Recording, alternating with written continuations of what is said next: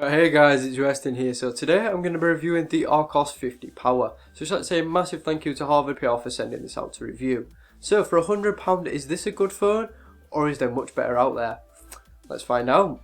Right guys, so let's take a closer look at this phone. So it measures in at 145 by 72.2 by 9.2 millimeters, and it weighs in at just 148 gram. So anyway, let's just take a little tour around it. So at the bottom you can see we've got your USB port and your primary microphone. Up top we've got a solitary 3.5mm jack, and the quality from that is adequate. So if you just listen to podcasts or a little bit of music, it's going to be okay. It's not going to blow you away and you're not going to be amazed with the quality, but it's just adequate. Then we get on to the left hand side and we've got your volume rocker, which is finished off in plastic. It feels okay and it does its job alright. On the opposing side we've got your power button, which again is pretty much the same as the volume rocker. It's plastic and it just does its job. Above that we've got access to your SIM card and also your SD expansion. Moving round onto the back, when you can see we've got a secondary microphone, your camera module with a nice little accent, an LED flash, some Archos branding, and then right at the bottom your rear firing speaker. Now the speaker is again pretty much adequate. It's not going to blow you away with its amazing quality,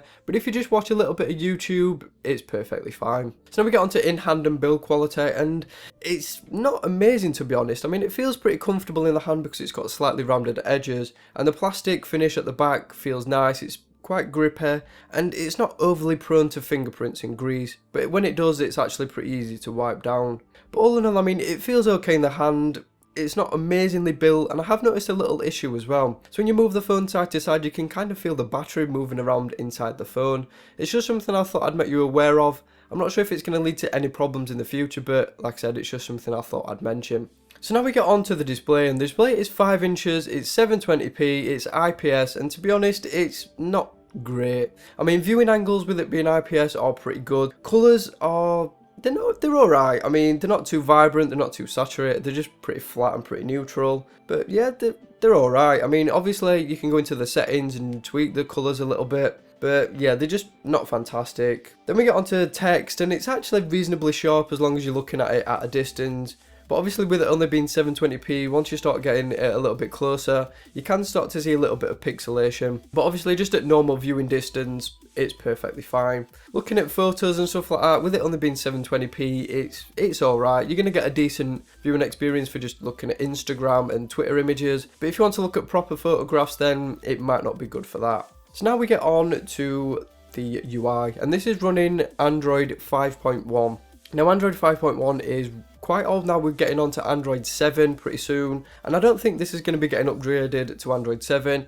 It possibly might get Android 6, don't quote me on that. I mean, I don't know if it's definitely going to happen, but hopefully it will get upgraded to 6, because Android 5 isn't fantastic. I mean, it does lose out a lot of features to 6.0, but I mean, it's still pretty decent. It's got all your Android features, and you've probably seen it before, and Archos is pretty good at not skinning the devices, and they just leave it pretty much stock Android. And they do include a few apps, but I wouldn't exactly call them bloatware. So all in all for UI, it's pretty minimal, pretty like stock Android with a couple of little app additions. So now we get onto performance, and in Antutu we score 23,652, and in Geekbench we got a single score of 462 and a multi of 1248. So nothing spectacular, but not downright awful either. So the phone's packing a MediaTek MT6 735p quad-core CPU at 1GHz. It's got a Mali 720 GPU, 2GB of RAM, 16GB internal storage, which is expandable up to 32GB. And yeah, it's a decent performing phone. I mean, the UI, with it being pretty close to stock, runs pretty smoothly. There's no issues whatsoever. I mean, obviously when you've got loads of stuff running in the background, it might suffer a little bit of slowdown, but it's not massively laggy. Now with it only having 2GB of RAM, it's not amazing at multitasking, and it does seem to take a little bit of time to switch between apps. Also, it doesn't hold that many apps in memory either, so it does have to open apps from fresh time to time. Gaming performance isn't fantastic either. Now Angry Birds 2 is a pretty light title that plays okay, but when you start pushing it to games like Asphalt 8, it kind of struggles and you're getting a bit of frame dropping, you're getting some choppiness, and it's just not a nice experience. Now with Asphalt 8 you can drop the settings and it does make it a little bit more playable, but at the settings it comes in when you actually install the game, it is a little bit choppy. So just, if you're going to play games like that, then see if you can adjust the quality of the game. So now we get on to probably one of the best features of this phone, and that is the battery life. Now this has got a 4000 mAh battery in it, which is pretty impressive actually for a phone with just a 720p display. So when you get those two things side by side, you're going to be getting some pretty impressive battery life, and it really does not disappoint at all. I was easy getting 2, sometimes even 3 days use out of this phone, and we're talking light to medium use, so we're talking a bit of YouTube, social media, a bit of email, a bit of web browsing, a bit of music. I was also getting an impressive 8 hours plus screen on time using it. So yeah, 8 hours plus, sometimes I even got close to 10 hours, and once I even got past 10 hours. So yeah, I'm really impressed. So let's talk about the cameras next. And the rear camera is 13 megapixels, it has a rear LED flash and is capable of shooting 720p video. The front facing camera is only 2 megapixels and is capable of shooting 640 by 480 video, which is not that impressive in 2016. But anyway, let's get to some samples now. And the first sample is really nice, the colours look really nice and they're quite natural and realistic to what they look like on the day. It's also pretty sharp and retained quite a bit of detail in the image as well. Cropping 100% and you can still see that it's retained a fair amount of detail, and I'm actually surprised at the level of detail in this image from such an affordable device. So next up we've got a dynamic range test, and you can see it's sort of messed up the sky a little bit and it's mainly focused on the wall in the front and the trees in the background. Colours and everything look nice, it's just this sky is a little bit messed up. Stick HDR on and it's fixed the sky but completely ruined everything else, and I just think it's made it kind of worse in my opinion. Then we got onto this flower and the colours are really nice, they're really vibrant, it's actually pretty sharp and detailed, and again I'm just surprised at the level of quality that you can get in decent lighting. Then we got onto this one in a little bit lower light, and you can see the white is actually pretty nice and pretty true to what it looked like. It's just the rest of the image is a little bit dark. So then we got onto this macro style shot of this ladybird, and it actually genuinely looks like a good photo. The colours are nice again, but if you do crop in 100%, you can see that it's sort of missed focus a little bit and the image is a little bit soft. But if you do keep it out at a full size and don't crop in, then it's a decent looking image. So then we've got this macro one again, and it's actually done much better on this one. Again, colours look really nice, it's quite sharp, and we've got a nice little bit of background blur too. Then we've got this shot here, and I think it's actually done a really impressive job. The details there, a nice bit of background blur, and it's just really nice. Cropping 100%, you can see it's captured focus really well, it's really detailed. Then we got onto front facing, and these are just 2 megapixel and they're not good, to be honest. They're a little bit smudgy, there's not much detail. Colours look fairly decent though. In a little bit better lighting, you can see again, they're a little bit blurry, a little bit soft focus. Might be alright for a quick Instagram pic, but yeah, they're not amazing. So now we get onto some rear facing 720p video, and you can see even with EIS on,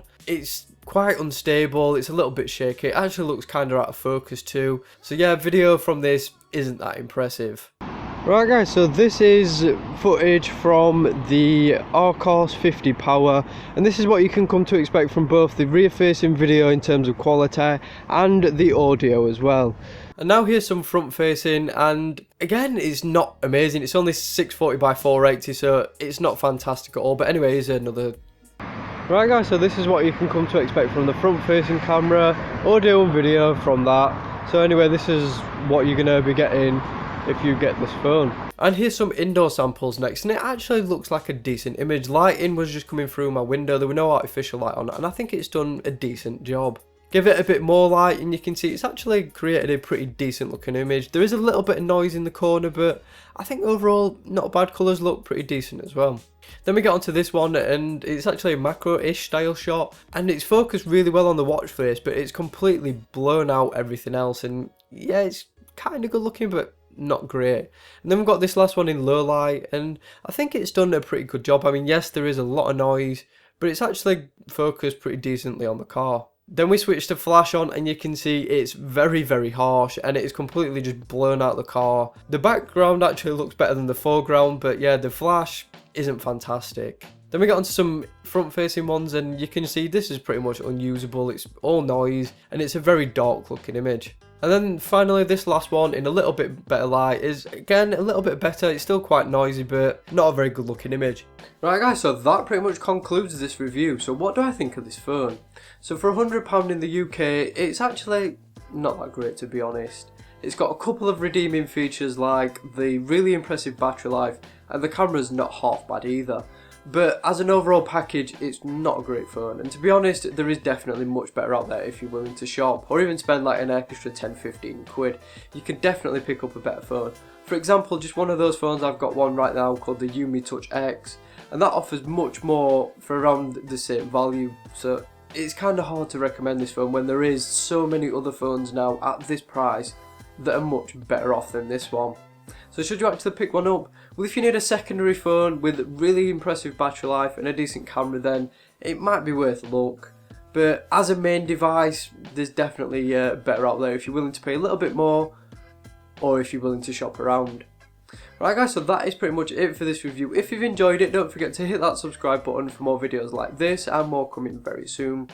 Any likes, shares, comments would be greatly appreciated. And if you've got any questions about this phone, then drop me a comment as well.